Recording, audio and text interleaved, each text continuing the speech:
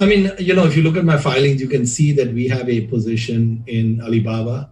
Mm-hmm. And they're competing head on with kind of U.S. big tech. They also have Chinese tech to compete with Tencent. So, what's your overall thesis with Baba? Well, it's an incredible business. I mean, if you look at Baba and Tencent and kind of where they're at and the ecosystem and the moat and what they control and all of that, look at the tailwinds from China. I mean, there's a lot to me to like. Even more than the large U.S. tech, just because I think that the tailwinds are so much stronger, and there's some serious barriers to entry. But on the other side, it cannot do what RACES can do. What I'm saying, I buy a 20 million market cap, which has liquidation value of 800 million. That's a 40x. Right.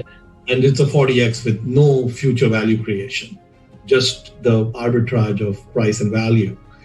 I think here there is obviously going to be much larger revenues and profits and such in the future with all the different things they have going on. But you're starting from a very large base, mm-hmm. right? So 600 billion plus market cap. It's very cheap. I think Baba is one of the cheapest plays out there. When do you think the Chinese regulatory issues? I mean, do they ever get past those, or do you think that's just part of doing business in China? I think Alibaba is a crown jewel for China, just like Tencent is a crown jewel for them. So I don't think they will want to do things. These are the plays that have the possibility of global footprints, that they can get there. So I don't think the government is going to take an approach which is going to kill the golden goose, if you will.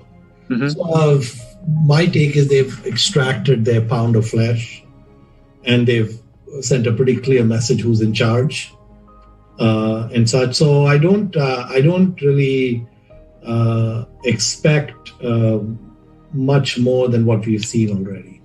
Alibaba is that in the long term, I think a lot of the value creation for them is cloud, which is non-existent from an earnings perspective today. They have some scale, but they're the number one player. But I think that when you look at Amazon's numbers, and Amazon's numbers with cloud are somewhat misleading because they dump their internal cloud expense in there. So actually, 50 billion revenue and 15 billion net income is actually understated. So I think they're making more than 15 on that because they're growing as well. They're investing in all the future growth. So the cloud margins are incredible. And the issue with the cloud is that very few people can play. I mean, in the US, the game is for the most part over. It's hard to even see them even changing the position they're in. The Daily Journal recently bought a large position in Alibaba after founder Jack Ma had been reprimanded by the Chinese Communist Party, and Ma's other company, Ant, was not allowed to proceed with its IPO. What are your current thoughts on China and whether the communist leaders will allow businesses with strong leadership to flourish in decades to come? Well, I think that the Chinese government will allow businesses to flourish. It was one of the most remarkable things that ever happened in the history of the world when a bunch of committed communists just looked at the prosperity of places like Singapore and said, the hell with this, we're not going to stay here in poverty, we're going to copy what works. And they changed communism. They just accepted Adam Smith and added it to their communism. And said, now we have communism with Chinese characteristics, which is China with a free market with a bunch of billionaires and so forth. And they made that shift. They deserve a lot of credit. Warren and I are not quite as good at that as changing our minds in many cases. Yeah. And that was a remarkable change coming from such a place. And of course, it's worked like gangbusters. They had this enormous growth in the average income of the average Chinese. They've lifted 800 million people out of poverty fast. And there's never anything like it in the history of the world. So my hat is off to the Chinese. And I think they will continue to allow people to make money. They've learned it works. The Chinese, I loved what the guy said in the first place. I don't care whether the cat is black and white as long as it catches mice. That's my kind of talk. Mr. Munger is a champion of Chinese stocks. How concerned is he about Chinese government interference as seen recently with Ant Financial, Alibaba, and Mr. Jack Ma? What, for example, is to stop the Chinese government from simply deciding one day to nationalize BYD? Well, I consider that very unlikely. I think Jack Ma was very arrogant to be telling the Chinese government how dumb they were and how stupid their policies were and so forth. Considering their system, that is not what he should have been doing. I think the Chinese have behaved very, very shrewdly in managing their economy, and they've gotten better results than we have in managing our economy. I think that will probably continue. And sure, we all love the kind of civilization we have. I'm not saying I want to live in China. I prefer the United States. But I do admire what the Chinese have done. How can you not do it? Nobody else has ever taken a big country out of poverty so fast. And what I see in China now just staggers me. There are factories in China that are just absolutely full of robots and are working beautifully. They're no longer using peasant girls to beat the brains out of our little shoe companies in America. They are joining the modern world very rapidly, and they're getting very skillful at operating. Well, I like what's happening in China, and I think the United States ought to get along with China, and China ought to get along with the United States. Why does Li Lu succeed? Well, partly he's sort of a Chinese Warren Buffett. That really helps.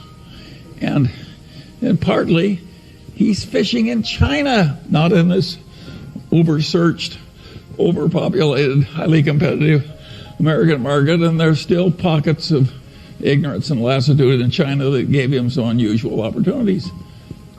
The first rule in fishing has always been fish where the fish are. And the second rule of fishing has always been don't forget rule number one.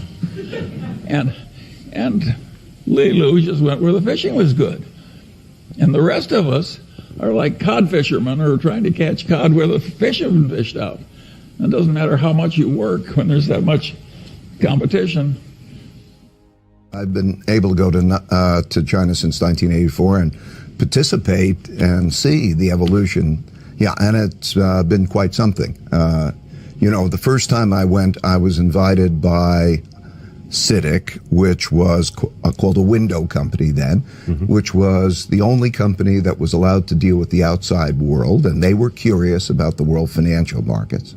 At the time, the city was mostly hutongs, which are small neighborhoods, poor neighborhoods. And I remember speaking in their office building called the Chocolate Building and looking outside, and we were talking about opening up.